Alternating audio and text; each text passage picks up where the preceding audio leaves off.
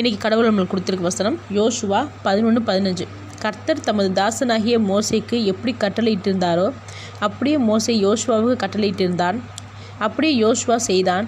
அவன் கர்த்தர் மோசேக்கு கட்டளையிட்டதில் ஒன்றையும் செய்யாமல் விடவில்லை. இந்த வசனத்தை கொண்டு கடவுள் நம்மகிட்ட என்ன சொல்கிறத பார்ப்போம். இங்கே தேவன் மோசேக்கு சொன்னதை மோசே யோசுவாக்கிட்ட சொல்லியிருந்தான். யோசுவாவும் மோசே சொன்னபடி கவனமாக இருந்து தேவனுடைய வார்த்தையை ஒன்று விடாமல் செய்து முடித்தான்.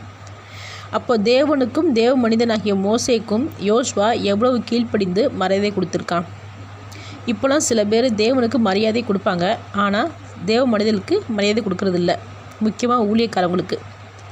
தேவன் ஊழியக்காரவங்க மூலியமாக எந்த வார்த்தையை வெளிப்படுத்தினாலும் சில மனிதர்கள் அவங்களுக்கு வேறு வேலை இல்லை அப்படின்னு சொல்லிட்டு போயிட்டே இருக்காங்க.